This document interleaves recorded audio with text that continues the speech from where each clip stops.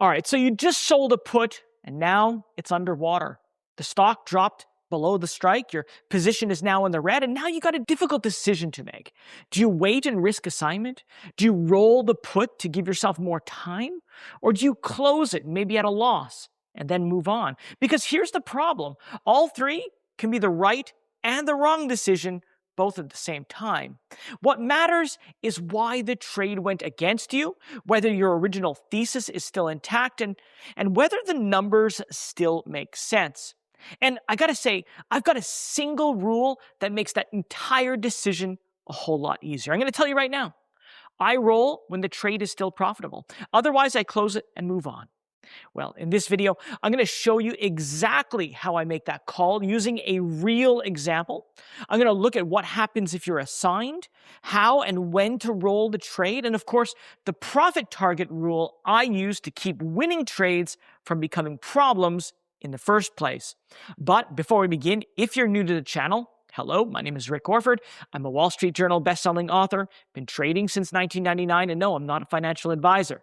But that's a good thing, because I'm right here with you breaking down the numbers so retail investors like us can make smarter, more confident decisions with our money. All right, so I'm going to skip a full breakdown of what it means to sell a put option. But if you are new to the concept, definitely watch this full deep dive before coming back to this video. Of course, the short version is this. When you sell a put option, you want the stock to stay above the strike price at expiration. If it doesn't, you're going to get assigned, meaning you're going to buy 100 shares of the underlying at the strike price. And for taking on that obligation, you got paid a premium upfront, usually get paid pretty well. But the important part for this video is what happens when the stock moves below your strike price before expiration. And that's where the difficult decision begins. So let's say your cash secured put is now underwater. It's in the money. The stock has dropped below your strike price. Your position is now showing a paper loss. And now you're wondering whether you made some huge mistake listening to some guy on YouTube. Hang on. The first thing to understand is that it's not necessarily the end of the world. You basically have three choices here. You can accept the risk of assignment. You can roll the position, or you can close the trade and just move on. And which one makes sense is going to come back to one thing that I'm going to keep checking throughout the video.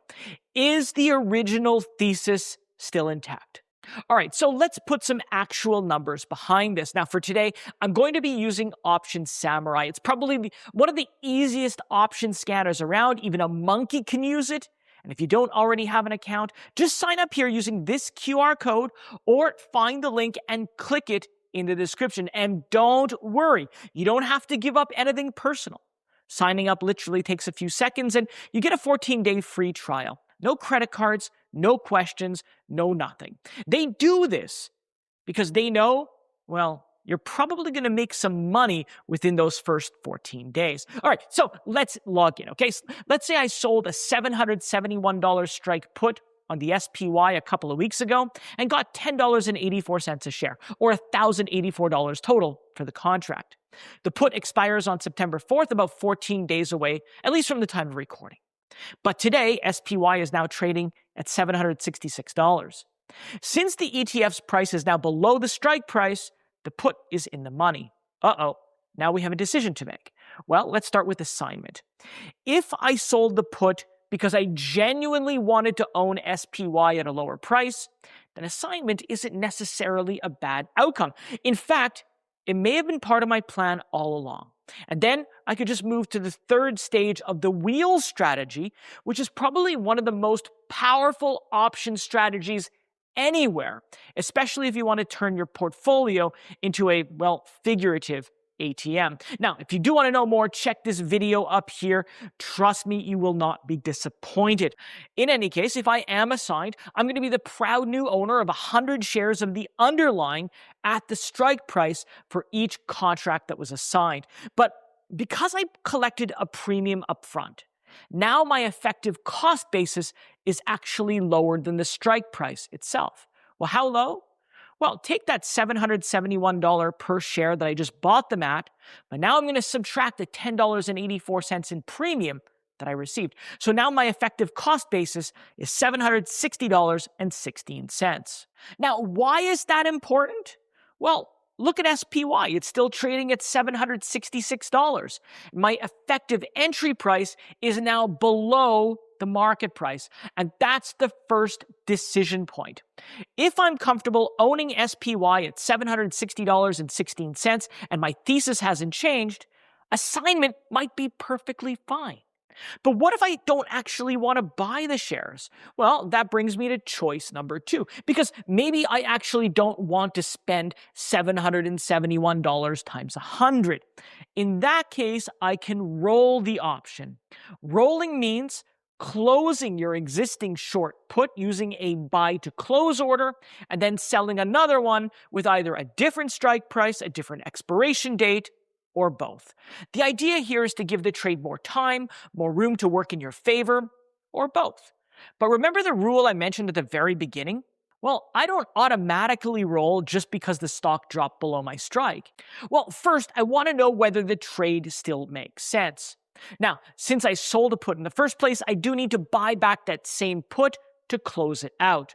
And today, that same $771 strike put costs $894 total. And remember, originally, I got $1,084 for it. So if I buy to close it, my P&L is still positive by $190. Not terrible. Remember, a win is still a win. And that matters because I'm still profitable. So now I can consider rolling.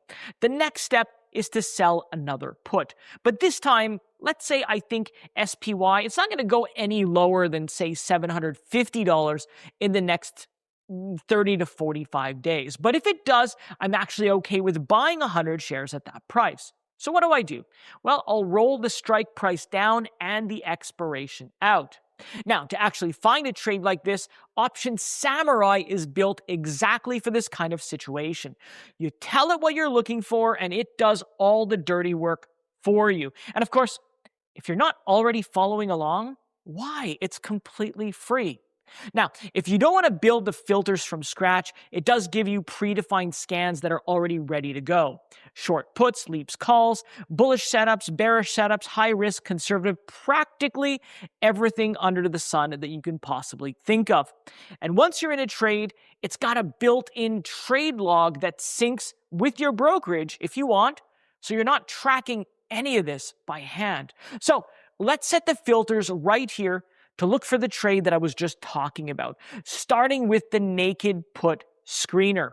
Now, the only big changes that I'm going to make from the default naked put filter are the strike prices and days to expiration, which you can see right here. I'll also change the bid-ask spread to below 25 cents so that the potential results don't have some giant spread and force me to take on a bad trade. Then I'll hit run scan. And there you have it. I mean, that was really fast. According to the scanner, I can sell another put, but this time with a $750 strike and get somewhere between $774 and $778. And this trade expires on October 2nd and has a 73% chance of expiring worthless. This is usually what put sellers want. And since I still had $190 in profit from my other trade, now my potential P&L is about $968 on the high end. And suddenly I have so much more breathing room, more time for the trade to go right. But there is a catch. That profit only crystallizes if SPY trades above $750 at expiration. If it doesn't, and I do nothing, I will get assigned at $750. So rolling didn't eliminate the decision. It just moved the decision further down the road. And that brings me to the most important part of the video. How do you actually know which move to make? Well, most experienced traders have their own framework. If a stock reaches X, if it flags a technical indicator, if some metric hits a critical point, well, they're going to make a decision based on that. The most important thing is that emotion is not making the decision. The numbers are. So before you roll or risk assignment or close out anything, I want you to ask yourself 4 questions. First, is my original thesis still true? I mean, maybe you sold a put on a stock or ETF because you had a view of where the underlying price might go in the future. Maybe you thought it was fairly valued, or maybe you wanted broader market exposure. But has anything actually changed that view, or has the price just simply moved? Second, do I still want to own this underlying at my effective cost basis? This is important. In the example with the SPY, the strike was $771, but after the premium, my effective cost basis was just $760.16. If I still like SPY at that price, assignment may not actually be a bad thing. And third, why did the price drop anyway?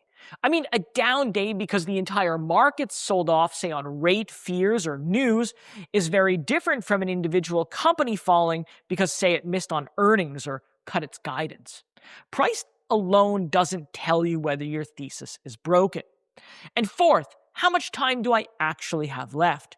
In the sample trade, I still had 14 days before expiration. It would have been an entirely different conversation if there were only 1 or 2 days left.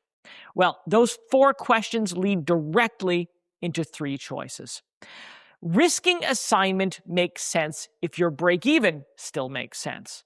Remember, your cost basis isn't the strike. It's the strike minus the premium on a per-share basis that you collected. In my example earlier, the cost basis was $760.16.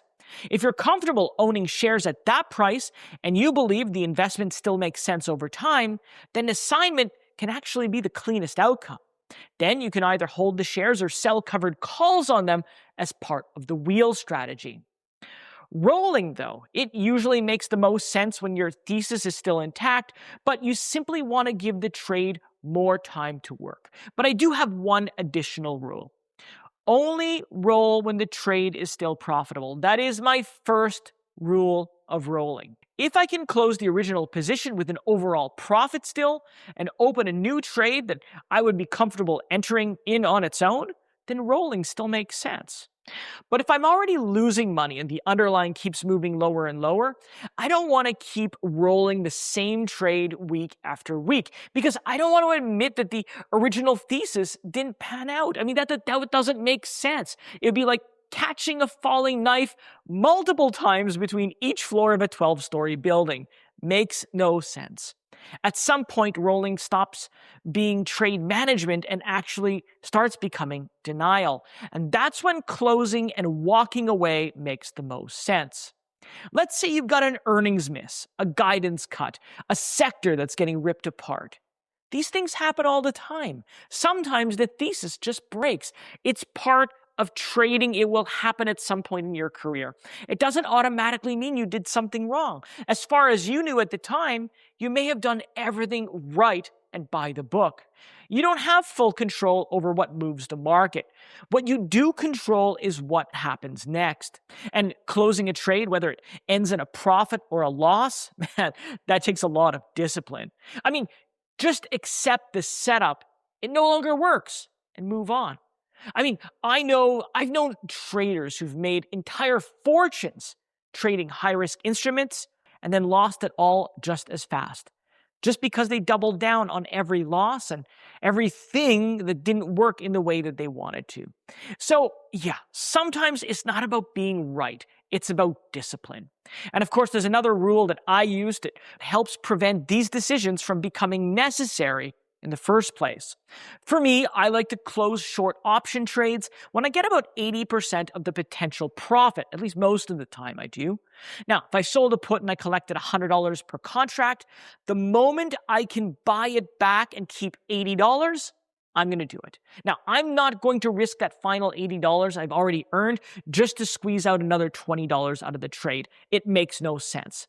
And if you're just starting out, maybe set that target to 50%. You can even set that profit-taking order at the same time that you sell your put with most brokerages. It just makes things a lot easier to do. Let the robots monitor the trade and do all the dirty work for you. Because ultimately, the easiest trade to manage is actually the one you already closed when it was comfortably profitable. And at the end of the day, well, a short put that is in the red isn't necessarily a crisis, but it does require a decision. If your thesis still makes sense and you're comfortable with the effective cost basis, well, assignment might be perfectly fine. And if the thesis still works and the trade is still profitable, rolling can give you more time and more room. But if the thesis is broken or you're simply rolling losses to avoid admitting the trade went wrong, just close it and move on. So know your thesis, know your break-even points, and know your limits. That way, when a trade moves against you, well, you already know what you're going to do next. But now I want to turn it over to you. Have you ever sold a put option and did it go underwater a lot faster than you would have liked? And what did you do about it? And before I go, did I get any of this right? Did I forget anything? Let me know all of that and more in the comments below. And while you're there, if you found the video helpful, don't forget to like and subscribe because it really does help others find the video. It supports the channel and it makes sure that you don't miss out on my next deep dive. Well, that's it for me today. Thank you so much for watching. Hope to see you again here on YouTube or in my community. Bye for now.